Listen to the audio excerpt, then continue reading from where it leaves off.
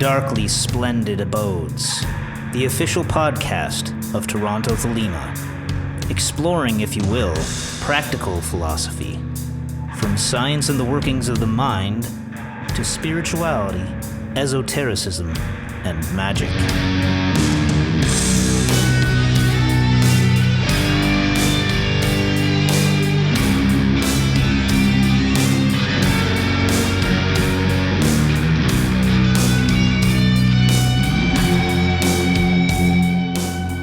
Stooping down, dipping my wings, I came into the darkly splendid abodes. Today, Edward Mason and I will be discussing the role of color in magical practice, how it was employed by the Golden Dawn for use in Kabbalah, and how it was used by Aleister Crowley and Lady Frida Harris in putting together the Thoth Tarot deck. This is the first of a two-part series we'll be doing on the subject.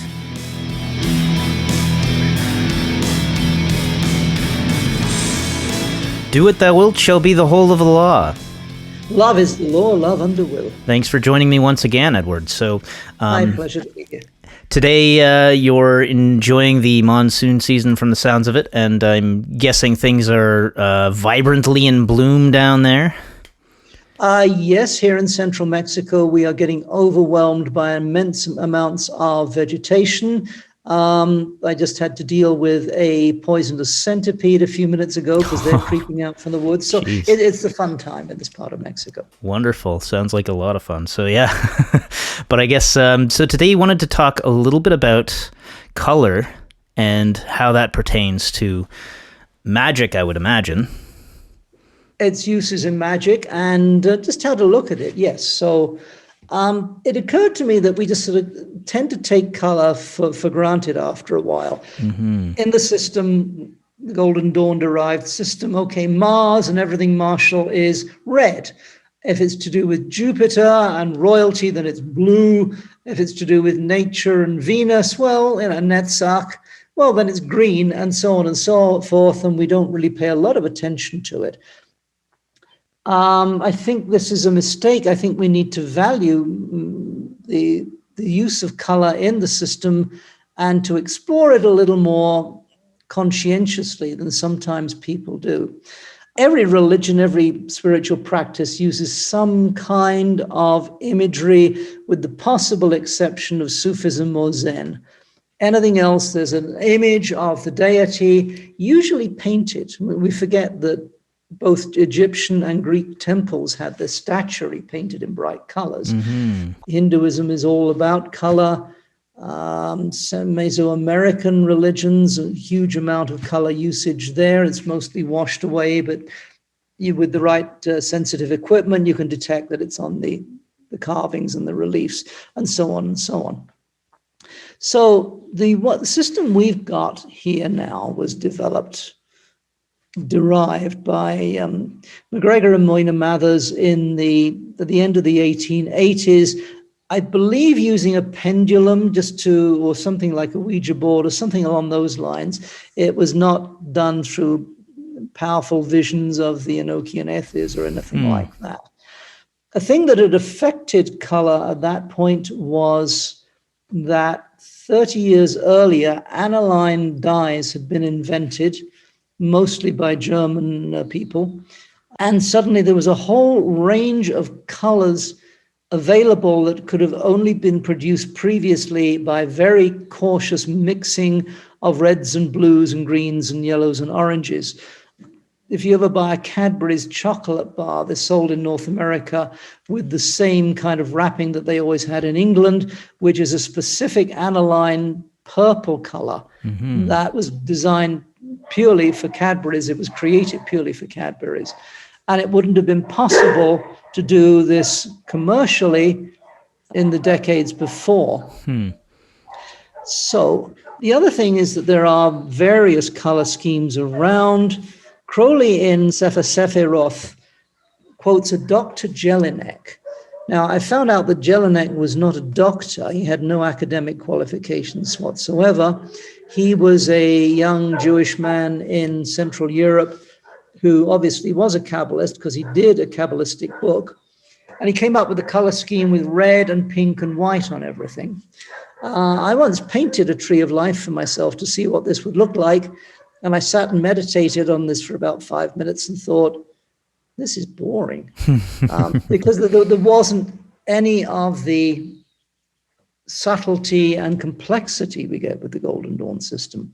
Now, you do find in Hebraic Kabbalah, this young fellow Jelinek was versed in Hebraic Kabbalah, and he did one book on the topic. Anything else he wrote for the rest of his life was based on totally different subjects, and I don't think he revisited it all. So obviously he'd had a teacher who had taught him this idea of red and white essences that you find in some Hebraic Kabbalah. And he produced a tree of life, I assume, based on what he'd read or was taught by a teacher. And that was his sole contribution to the history of Kabbalistic teachings. Crowley picked up on this at some point, included it in Sefer Sephiroth, just to be comprehensive, but really, I think you would find that it was completely useless for practical purposes related to our system. Sounds like a lot of salmon color would end up coming out of the mix in that case. I think it was only just one shade of pink. And as I say, I looked at this and was doing a meditation and thinking, I don't get anything out of this. Now, obviously, there was a whole load of Hebraic doctrine that had not been transmitted to me that might have made a lot more sense of the tree. Hebraic Kabbalah tends to vary a lot from our Hermetic Kabbalah, and you're dealing with different approaches, different concepts, and different specific doctrines. Mm-hmm. Anyway, when you start in a mystery school, usually somebody gets you into color.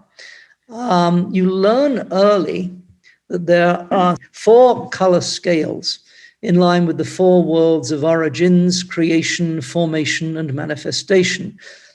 They're usually conventionally called the king, queen, emperor, and empress scales, coming down through the scale of things. Usually, though, people ignore the Yetziratic, the formation scale, the emperor scale, and the Asiatic, the manifestation scale, the empress scale. They just get kind of brushed aside. And I think that's a shame, not because you use them much in actual invocation or ritual work, but if you do what I did, which is make yourself 4 trees and paint them in these colors, you realize how they descend in purity, so that the king scale at the top is bright, almost pastel colors, and then you get in the queen scale primary and secondary colors. The king scale is assigned to the connecting parts of the tree, the netiboth, and the queen scale is applied to the sephiroth, the spheres or containers or vessels, the 10 of them on the tree. This is to do with the dynamics of the energy. It's considered to be easier to work with for beginners, so that's why that particular division is made. Mm-hmm. But then if you paint yourself another tree with the Yetziratic colors, you see you've come down into muddier shades. So there are browns and dark greens and olive and hues of that character. And then finally, when you come down into the Empress scale, the manifestation scale, you are looking at colors that are, black rayed with yellow, green with red and blue spots. And it's an instructive teaching for yourself to look at how things move down through the worlds from the pure idea in the realm of origins through to some kind of conceptual formation in the Briatic world, in the queen scale world, and then it actually begins to enter into the world of ideas, thoughts, beliefs, philosophies, and so on, and nightmares as well. In the emperor world, the Yetziratic or formation world. And finally, you get the manifestation world where everything is very much interconnected and confused and muddled and all of that. It's a simple teaching to offer for yourself about how the whole tree system works. Just to complement what you're saying there, I was just reading the mystical magical system of the AA by Jim Eshelman, and he I think he puts it in terms of the Yetziratic is where numbers exist, and then the Briatic is where number exists, the concept of number. Yeah, Jim is very good at explaining that kind of concept. He's got a great vocabulary for doing this. I think it's one of his great contributions that he's explained the philosophical and psychological implications of the entire system throughout his various books. Mm-hmm. There's just an idea, an abstraction in the world of origins. And then in Beriah, the world of creation, as he says, just number, the idea of number, quantification. Then actual numbers are suddenly there in the world of formation, and quantities of stuff exist in the manifestation world. So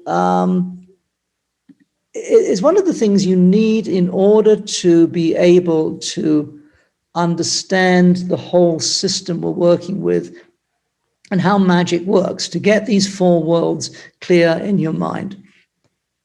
And I found painting those trees was just a very simple graphic way of looking at them and just staring at them. I didn't have to do a meditation or a formal ritual process. It was just there in front of my eyes, showing me that this is how things are in the way our experience of life comes about. That sounds like a great exercise. It is, yeah. Usually in a mystery school, the two things you start out with are the planetary colors, which are assigned to the Sephiroth as well as simply to the planets themselves. And that's black or indigo for Saturn, blue Jupiter, red Mars, yellow or possibly orange for the Sun, green for Venus, orange for Mercury as it manifests in Hod, orange for Mercury as it manifests in the path of the Magus at the top of the tree, and a purple color for the Moon. The other thing people often start out with is the three mother letters of the Hebrew alphabet. Aleph for air, that's yellow. Mem, the hanged man card for water, that's blue. And the card the Thoth deck calls the Aeon, which is Sheen, the letter Sheen for fire, and also sometimes for spirit, that is colored red. And that those three are the three tarot cards that are the Fool, the Hanged Man, and the Aeon. And meditation on those tends to be a formative thing in a mystery school.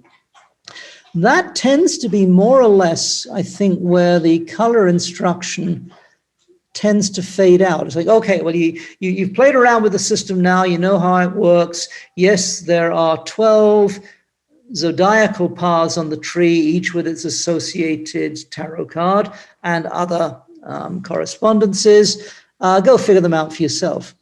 I think it's a shame that we don't look more at the psychology of color here, because when I asked myself, why is it you want to talk about this? What hit me is that color is a shortcut. It's a quick hit. Mm-hmm. If you're looking at red stuff, you don't have to make a conscious decision to include Mars in your thinking and ritual work. It's there for you already, constantly being indicated to subconsciousness, and that comes in. Same thing with any of the other primary colors or the bright secondaries like orange and purple. They communicate immediately and produce a subtle aesthetic response, the same as certain chords in music do. You know, mm-hmm. You hear a certain sequence of minor chords and you think threat or sadness. It's just automatic. It happens. And then, you know, neurophysiologists can go and try and work out why that is so if they want to play that game. A magician doesn't need to do that. He's got the tools in his hands with the colors that are used in the system. The other thing is looking at the tarot decks, but especially the Thoth tarot.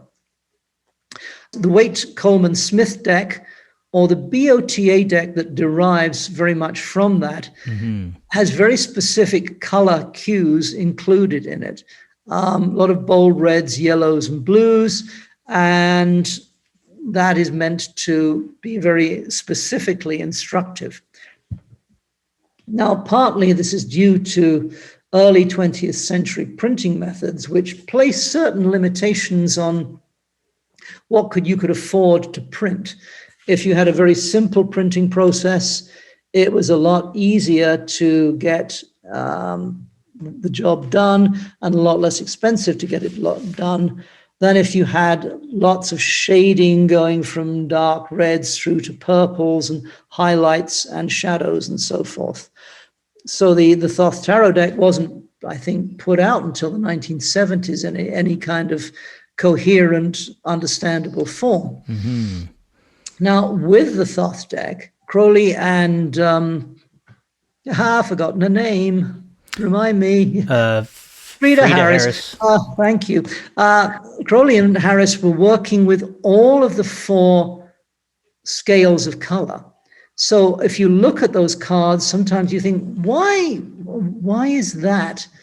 Why do the 10s have a russet background? Well, that's one of the colors of Malkuth. Why sometimes you wonder there are certain odd blues and oranges and strange shades of yellowish green.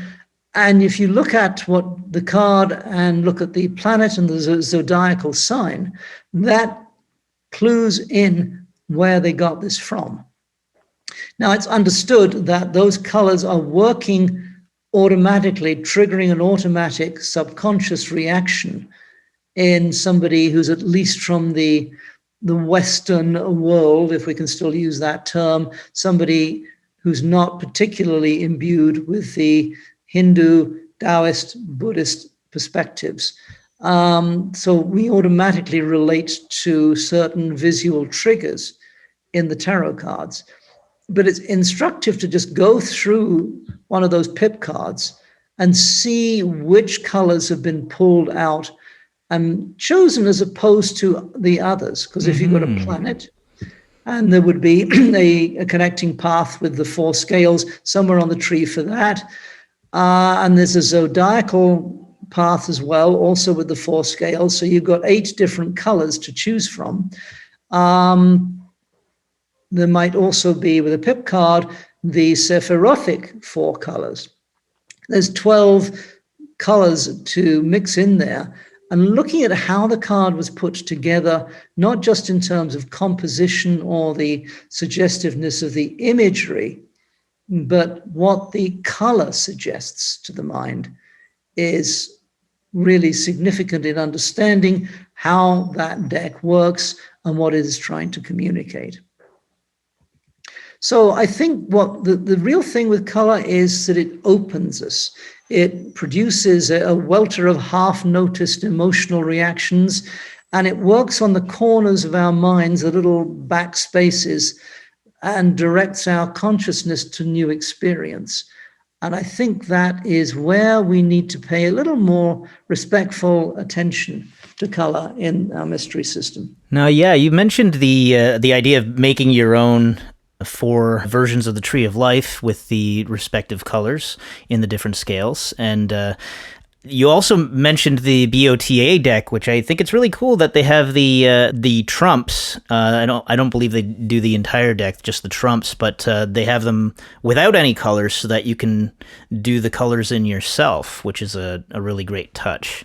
But I guess, of course, that would necessitate probably having relatively simpler colors in the scheme of things than what appear in the Thoth deck. Yeah, if I have a criticism of the BOTA deck, and it's a mild criticism because I have a great respect for what Paul Foster Case and Ann Davies did with their system, it's very prescriptive. When you get the lessons explaining the cards, this color represents X, and this person's arm is at 60 degrees, which means that refers to the letter Samek, which is equivalent to 60 in gematria. The Thoth deck is much more subversive. Mm-hmm. There's levels in there that you can't really describe that well, but have been rather ingeniously developed. Yeah, the Thoth deck is much more suggestive, whereas the BOTA deck, while it is suggestive, you're given the things that you're supposed to, it's a crossword, whereas the Thoth deck is more like a surrealist painting. Mm-hmm. You're looking at it and thinking, I think I kind of get what's being done here, but I'm not entirely certain. What is a soft watch anyway? It says something about the malleability of time, but there's more to it than that. And the other thing, of course, with the Thoth deck is that it was developed over a period of 4, maybe 5 years. Mm-hmm. I think there's a quote somewhere from Pamela Coleman Smith that she did the original Wide Awake deck in a few weeks, and I just did a very big job for a very small amount of money. And we assume that was that particular deck. It was done in maybe a couple of months, 78 cards done. And of course, she was creating the first pip cards that had illustrations as opposed to simply the pips on them. Mm-hmm. Before, it was just cups, discs or coins, wands and swords on there. The BOTA deck just shifts, changes, refines, purifies, and makes more specific some of the stuff there. It also reverts a little bit to the esoteric teachings the Golden Dawn had, that Waite didn't feel he could entirely put into a deck being released to the public. Thoth deck, Crowley's attitude always was mystery is the enemy of truth, so let's put it all out there, and only those who are really alert and awake are going to get what's being communicated anyway.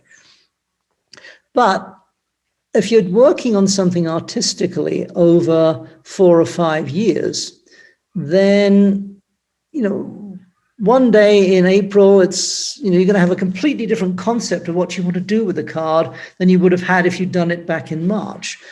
And I think there's an extraordinary range of styles in the Thoth deck. You see the sort of geometrical patternings of the both the star card and the tower. You see others that are much more almost pre-Raphaelite, 5 of cups or 7 of cups perhaps might come in like that. Trying to think of examples here, or something like the 4 of discs, which is Dominion. No, it's not Dominion. Power, isn't it? I know this stuff, but I just making sure all the audience do as well. And you're just looking down on this square architecture of some sort of rudimentary castle. Very simple concept. But the mere idea of, instead of doing a castle on the hill, as seen from below, you're looking down on it, implies all of that Hasidic sense of control over the material plane. You're looking right down, you're dominating. They played around with all kinds of things like that in the Thoth deck that the BOTA or other people didn't really want to do. There was much more flexibility in the thinking, much more willingness to scrap 6 weeks of work, even if Frida Harris must have had a horrible time with this, and then come up with a new concept. Well, I guess it's natural enough for there to be an evolution from deck to deck, especially if the Rider-Waite deck was sort of the template for the modern tarot card in that sense. And then from there, I mean, even the BOTA deck, there's a difference in some of the color attributions from deck to deck as well. I mean, maybe most of them may stay fairly consistent, but they're, I think, for instance, in the BOTA deck, I think Michael, the Archangel Michael, is yellow instead of red in other decks, right, and that sort of thing. You might be right. I work so little with other decks now. I don't think I've really gone through a deck other than the Thoth deck in 5 or 6 years. I'll take your word on that one. It's just a different approach with the BOTA system that is, BOTA went beyond what the Golden Dawn had taught. Case had made his own contact with his own source. This Master R was getting very specific instruction, very coherent instruction. Case is one of the most coherent of occult writers, even though there are always a lot of implications and little hints in his writing if you pay attention. Thottek just goes, whole hog. It's like, we've peeped over the abyss, and it's kind of like this. And you're looking at stuff thinking, I have no idea what I'm looking at here, but it's fascinating. The Thoth deck is a very explosive deck. There's some cards in it that are a little more tame by comparison to some others, but in general, especially with the trumps, there's a lot of explosive kind of kinetic energy going on with a lot of the imagery involved. That's the case, yeah. I think one of the things that preoccupied Crowley, he doesn't say a lot about the destruction of civilization, but he does actually use that phrase in a couple of places. He felt that the society we had, and still have, would tumble down. It would not last in any coherent form. And he wanted there to be a whole load of clues and signifiers and suggestive information, so that as the new Aeon finally began to really assert itself, people would be able to find this and take those clues. It would trigger the ideas in their minds. It would open them to inspiration, and the mysteries could restart, even if everything that he'd ever written was lost. I think that's one reason why he produced so much writing. It was like, let's leave stuff all over the place. Mm-hmm. Surely in some ruined library somewhere, 2 of my books will survive. Somebody will find them and go, this is interesting. And off you go. And I think the Thoth deck was probably his last, one of the 2 last things he did to make that possible. Mm-hmm. The other was the collection of letters that we know as Magick Without Tears, which was compiled after his death. It was intended for publication, but hadn't got that far along. The Thoth deck was a way of communicating the mysteries visually, and he realized the power of that. He just had never dared try earlier, and he hadn't found an artist who was willing to put up with him, and also who had the ability to think outside the box. Frida Harris was into co-masonry and had other esoteric interests. She was already, she had a foot in the door there. And she was able to, A, handle Crowley as a person, and B, grasp something of what he was about in terms of his philosophies. I don't know whether he became better at explaining the basics to people at the end of his life, or finally just there were people who came out of the woodwork after the Aeon had been going for nearly 40 years who were prepared to take major steps to support it. She happened to be an artist who was capable of thinking outside of Aristotelian categories. Time didn't have to be consecutive. Space is not anywhere near as rigidly measurable as we'd always thought until Einstein and so on. I mean, I keep a reproduction of one of her paintings in my living room just to remind me of that stuff from time to time. Mm-hmm. Color and image really were key tools that I think Crowley wanted to employ to say, here is something that people will be able to pick up on in the future. Thank you for joining us. Look for Toronto Thelema on Instagram, Facebook, and YouTube. Watch for events in the city. And join us again in the darkly splendid abodes.